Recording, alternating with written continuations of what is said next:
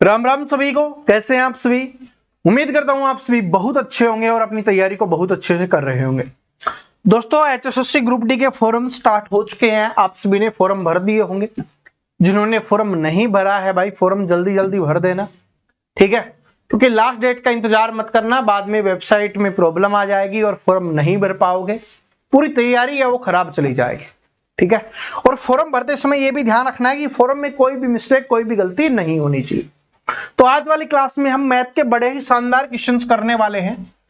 आज वाले इस प्रैक्टिस सेट में हम वो क्वेश्चंस करेंगे जो एग्जाम में बहुत बड़े लगते हैं, जिनकी लैंग्वेज बहुत बड़ी होती है, और अगर आप उनको बेसिक से सोल्व करने जाओगे तो काफी ज्यादा समय लगता है।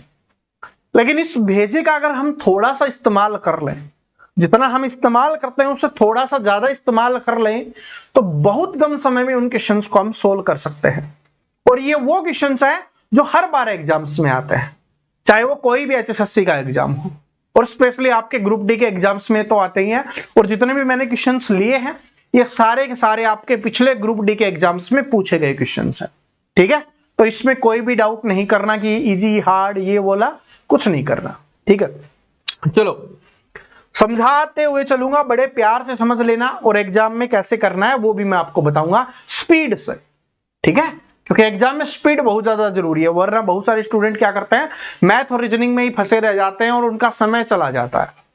समय को जाने नहीं देना है। इस बार क्या लेना है? सिलेक्शन लेना है। देखिए क्या है पहला क्वेश्चन आपका कि 4 क्रमागत संख्याएं ए बी सी और डी का औसत 49.5 है, तो संख्या बी और डी का गुणनफल क्या होगा, ये अपने को बताना है।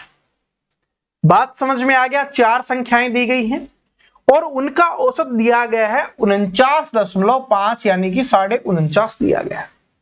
तो एक बार यहां पर लिख लेते हैं भाई। देखो समझा रहा हूं, बिना लिखे आप करोगे, बहुत जल्दी करोगे, लेकिन मैं समझा रहा हूं इसलिए मैं आपको लिख रहा हूं। एबीसीडी 4 संख्याएं दी गई हैं। एबीसीडी हमको 4 संख्याएं दी गई है और उनका औसत कितना दिया गया है? औसत दिया गया है 49.5, यानी 49.5 क्या दिया गया है?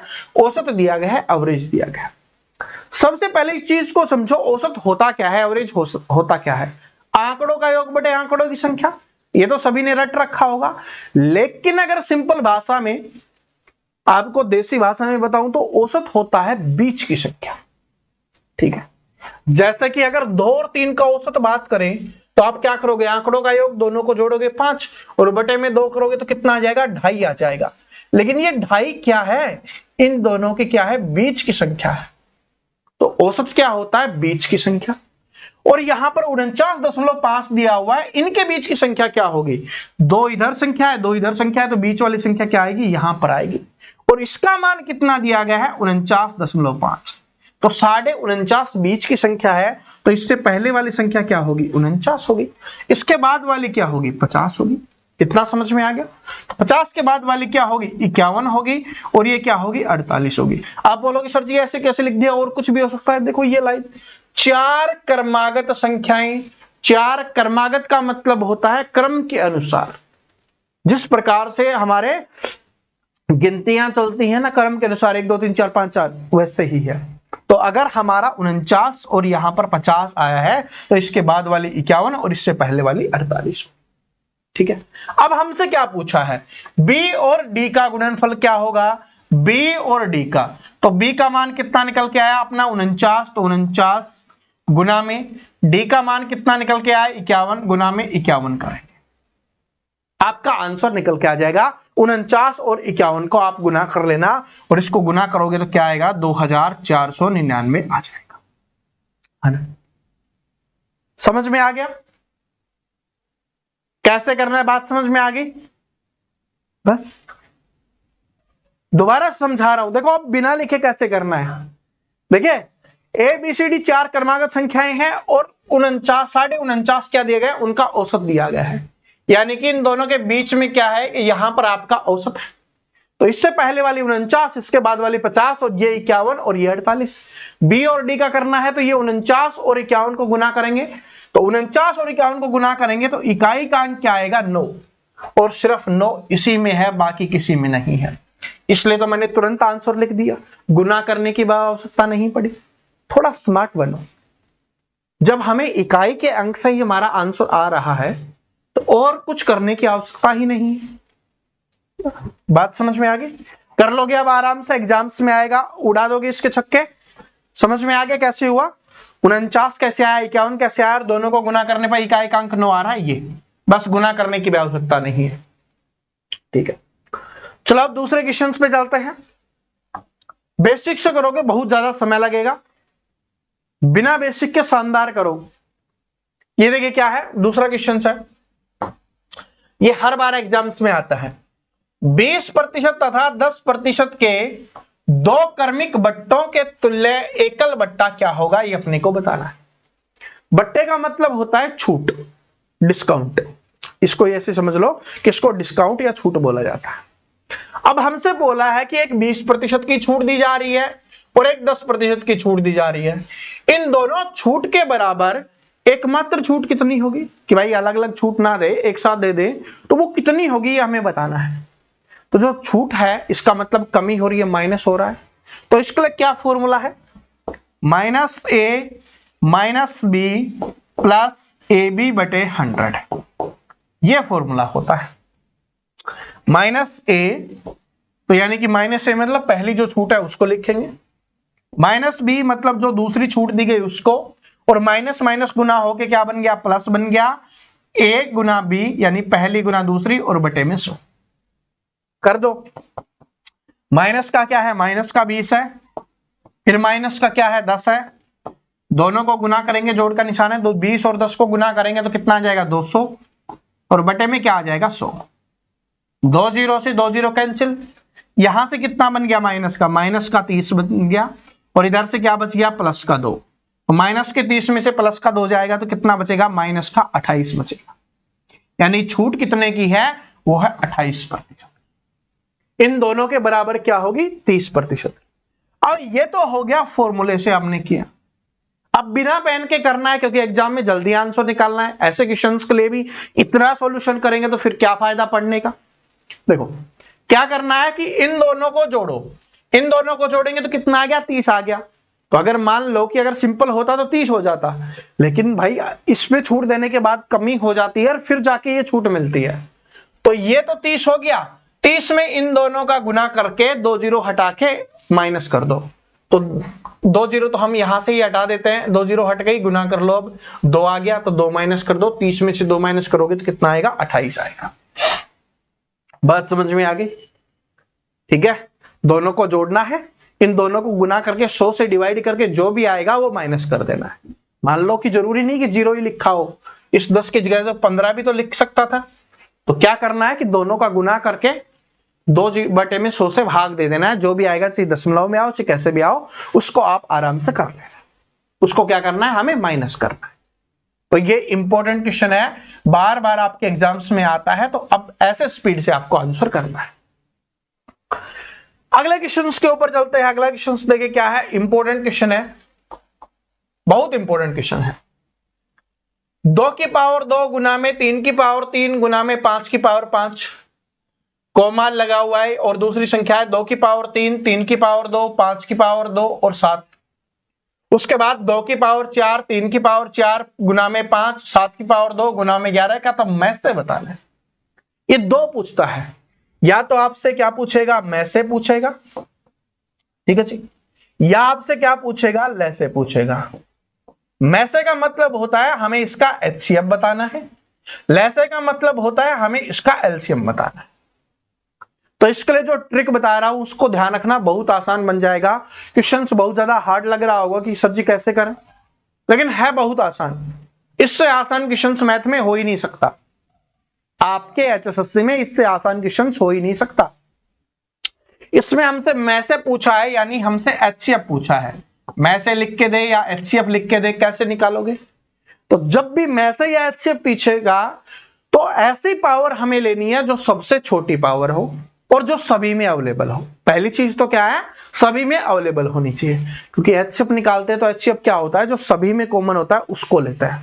तो इसका मतलब सभी में होना चाहिए और जो सबसे छोटी पावर होगी वो हमें लेना है। देख लो, क्या 2 इसमें है, 2 इसमें है, 2 इसमें है बिल्कुल है। लेकिन 2 की सबसे छोटी पावर कौन सी है? 2 की पावर 2। तो सबसे पहले 2 की पावर 2 हमने ले ली गुना में। आगे देखिए 3 है, 3 की पावर 3, 3 की पावर 2, 3 की पावर 4। 3 सभी में है क्योंकि 3 संख्याएं दी हुई हैं, तीनों में है। लेकिन सबसे छोटी पावर कौन सी है? 3 की पावर 2। तो यहां पर क्या ले ली हमने? 3 की पावर 2 ले ली। उसके बाद देखो 5 है, 5 की पावर 5, 5 की पावर 2 और 5 की पावर 1 सभी में है।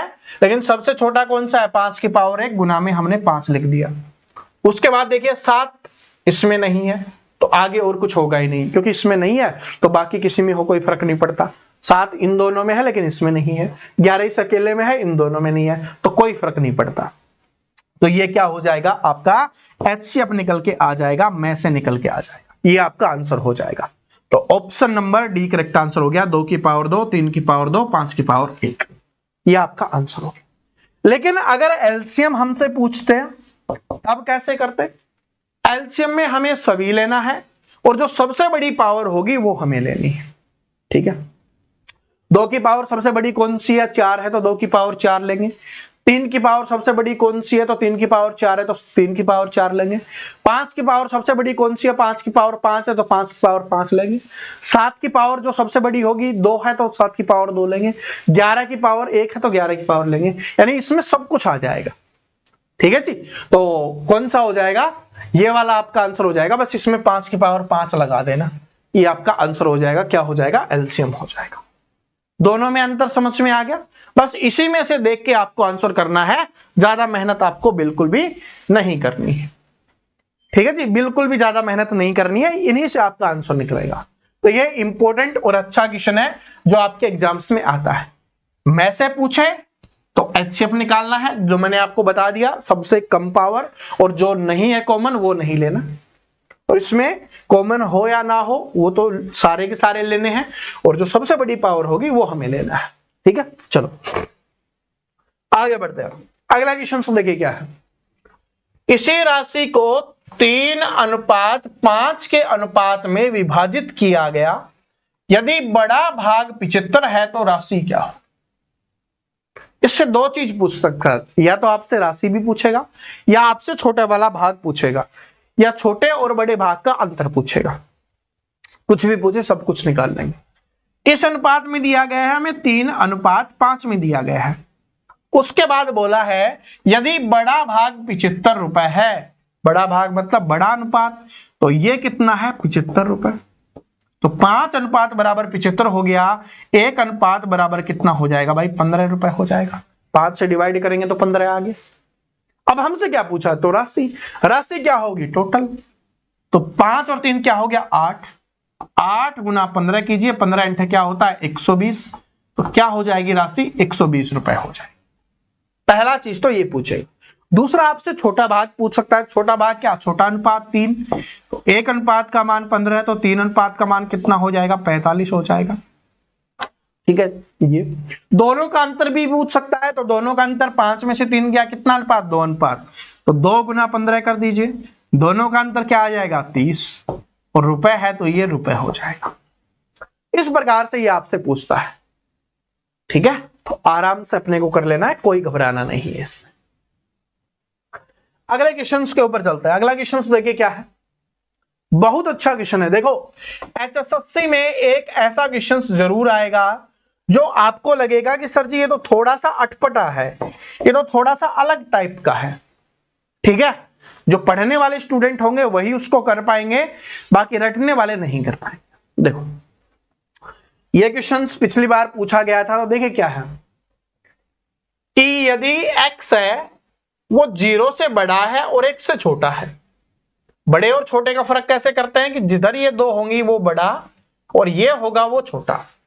तो इसका मतलब 1 से तो छोटा है x और 0 से बड़ा है। 1 से छोटा 0 से बड़ा। तो निम्न में से बड़ी से बड़ी संख्या कौन सी होगी? यानी जो 4 ऑप्शंस दिए हुए ना, इनमें सबसे बड़ी संख्या पूछी है। अगर हमारे पास x का मान आ जाए तो फिर यहां पर रख के हम सोल्व कर सकते हैं। तो देखो 0 से बड़ा और 1 से छोटा क्या हो सकता है? थोड़ा सा दिमाग लगाओ। वैसे तो आप कुछ भी ले सकते हो, लेकिन इन दोनों के बीच में कुछ भी ले सकते हो। लेकिन 0 और 1 के बीच में क्या आता है? आधा। कितना आता है? आधा। आधे को क्या लिखते हैं? 1/2 लिखते हैं। तो x का मान 1/2 लिख के यहां पर देख लो, जिसका आंसर बड़ा होगा वो आपका। स्क्वायर है तो 1/2 का स्क्वायर कीजिए, तो 1/2 का स्क्वायर करेंगे तो 1/4 और 0.25 आ गया। ठीक है जी। यहां पर स्क्वायर करेंगे 1 के बटे में x का मान कितना है अपना? 1/2 है, इसका स्क्वायर करेंगे क्या आएगा? 1 का 1/4 बटे के बटे में होता है, ऊपर चला जाता है तो कितना आ जाएगा? 4 आ जाएगा।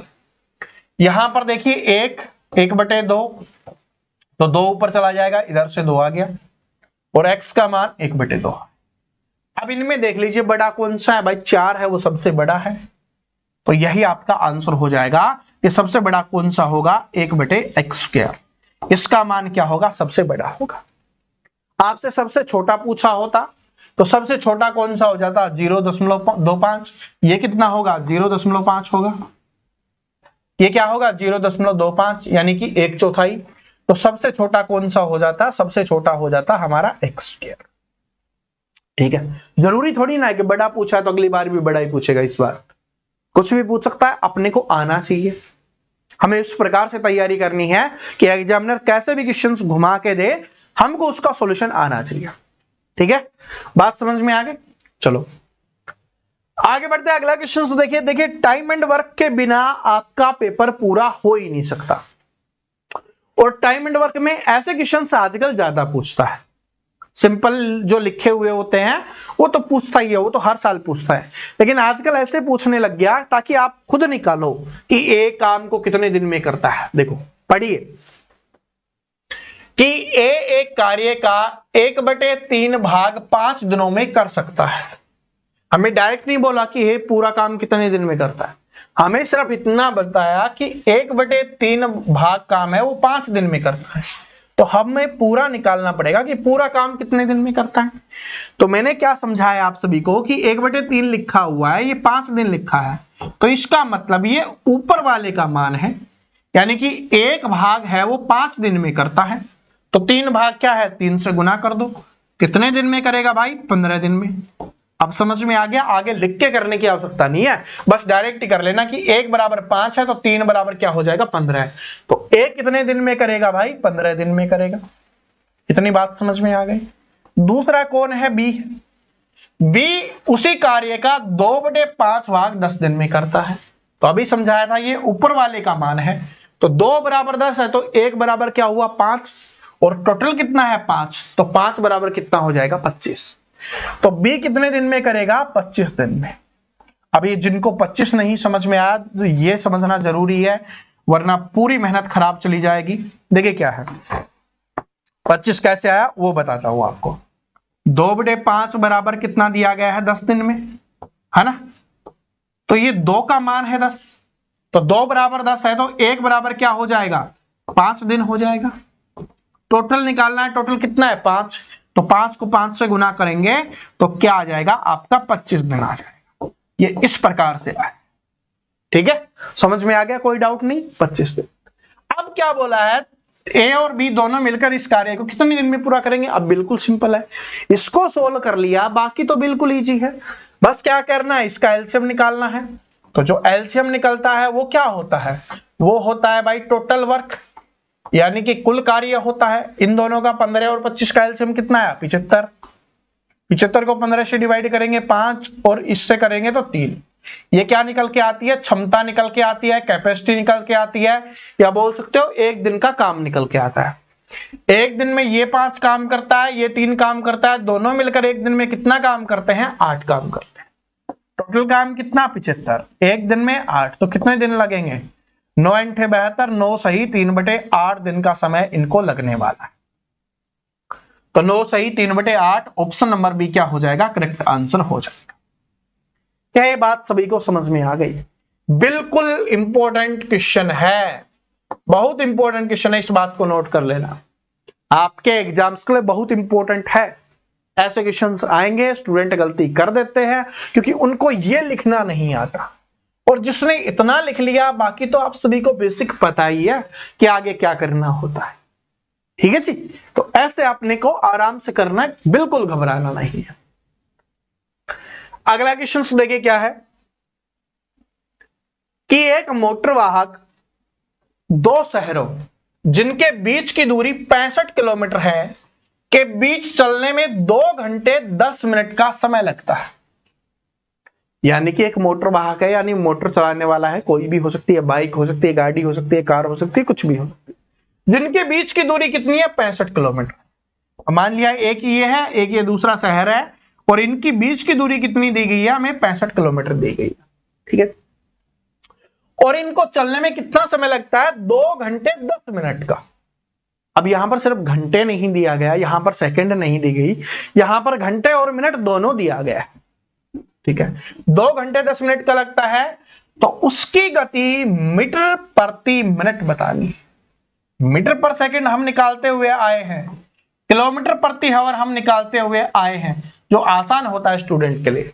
लेकिन इसने क्या पूछा है, मीटर प्रति मिनट, तो मीटर बनाना पड़ेगा और मिनट बनाना पड़ेगा, क्योंकि यहां पर मीटर चाहिए और मिनट चाहिए।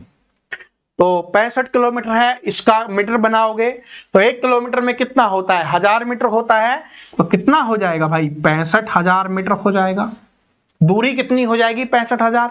आगे देखिए, समय 2 घंटे 10 मिनट है, तो मिनट बनानी है, तो 1 घंटे में कितनी मिनट होती है 60, तो 2 घंटे में कितनी हो जाएंगी, 2 गुना 60 करोगे तो 120 मिनट, और प्लस में 10 मिनट और हैं, तो टोटल कितनी मिनट हो जाएंगी भाई 130 मिनट हो जाएंगी। कितनी हो जाएंगी 130 मिनट। तो टोटल दूरी कितनी ये, और मिनट कितनी 130, बस डिवाइड कर दो 130 से, 13 पंजे 65, तो कितने पे आ जाएगा 500 मीटर पर मिनट हो जाएगा। ठीक है जी, तो ऑप्शन नंबर 1 करेक्ट आंसर। समझ में आ गया। ये 65,000 बटे 130 क्यों लिखा नहीं पता तो बता देता हूं। ठीक है, क्योंकि हमें गति निकालनी है, स्पीड निकालनी है, गति निकालनी है, या आप बोल सकते हो कि भाई उसकी हमें चाल निकालनी है, स्पीड। तो स्पीड का क्या फॉर्मूला होता है चाल निकालने का, दूरी बटे समय। क्या होता है भाई, दूरी बटे समय होता है। दूरी हमारे पास मीटर में कितनी निकल के आई थी 65,000, तो ये दूरी हो गई 65,000। समय कितना निकल के आया था 130 मिनट, क्योंकि मिनट में, मीटर और मिनट में निकालना है अपने को। तो 1 0 से 1 0 कैंसिल, 13 से काटोगे तो 13 पंजे 65 और 2 0 2 0, तो ये क्या आ जाएगा 500 मीटर पर मिनट आपका यहां पर आंसर हो जाएगा। तो ऑप्शन नंबर 1 करेक्ट आंसर हो गया। ठीक है जी, समझ में आ गया। तो इसमें कितने ही क्वेश्चन हमने रखे हैं, सारे के सारे शानदार क्वेश्चंस हैं, सारे के सारे वो क्वेश्चंस हैं जो आपके एग्जाम्स में बार बार रिपीट होते हैं। ये जो टाइप के क्वेश्चंस हैं ना, इनको आप स्पीड में निकालना सीखना है। जो जो मैंने यहां पर चीजें बताई है ना, इनका आपको इस्तेमाल करना है। ठीक है, जब भी आप क्वेश्चन सोल्व करोगे, बुक से कर रहे हो, कहीं और से भी कर रहे हो, तो आपको स्पीड से निकालना है कि कैसे निकाल सकते हो। रटे रटाए क्वेश्चंस एग्जाम में नहीं आते, इस बात को नोट कर लेना। रटे रटाए क्वेश्चंस टीचर करवाता हुआ अच्छा लगता है, आपको मजा आता है, लेकिन एग्जाम में वो नहीं आता। तो आप पढ़ किसके लिए रहे हो, टीचर को खुश करने के लिए या खुद के मन को खुश करने के लिए? नहीं ना, आप इसलिए पढ़ रहे हो कि आपका सिलेक्शन होना चाहिए, आपका एग्जाम में स्कोर होना चाहिए। वो तब होगा जब एग्जाम में जिस प्रकार के क्वेश्चंस आते हैं, उनकी क्या भाषा होती है, किस पैटर्न पे पूछे जाते हैं, वो आपको आएगा। इसका इस्तेमाल करोगे, सोचोगे। देखो, रटे रटाई में मीटर पर सेकंड आपने पढ़ा, आपने किलोमीटर प्रति घंटा पढ़ा, लेकिन ये पिछली बार एग्जाम्स में मीटर प्रति मिनट पूछ लिया, रटने वाले स्टूडेंट रह गए। लेकिन जिन्होंने समझा कि होता क्या है, उन्होंने इसको कर दिया। ऐसे क्वेश्चंस में देखो रटे रटाई नहीं है, सिंपली थोड़ा सा दिमाग लगाना है, इसमें भी दिमाग लगाना है। कोई भी ऐसा क्वेश्चंस नहीं करवाया मैंने जिसमें दिमाग ना लगाना पड़े। ये वो क्वेश्चंस है इजी हैं, लेकिन थोड़ी सी मिस्टेक से गलती हो जाती है। मैसे और लैसे समझ लो, मैसे का मतलब होता है HCF और लैसे का मतलब क्या होता है LCM। ये हमेशा छोटा होगा, ये हमेशा बड़ा होगा। ठीक है जी, तो ऐसे करना। क्लास कैसी लगी कमेंट करके जरूर बता देना। जो स्टूडेंट नए आए हैं चैनल पे सब्सक्राइब करके बेल आइकन को जरूर प्रेस कर लेना, ताकि आने वाले क्लास आपको मिलते रहे। डेली 2 PM आपसे मिलेंगे, मुलाकात करते रहेंगे, जिसमें मैथ और रीजनिंग के बारे में बात करते रहेंगे।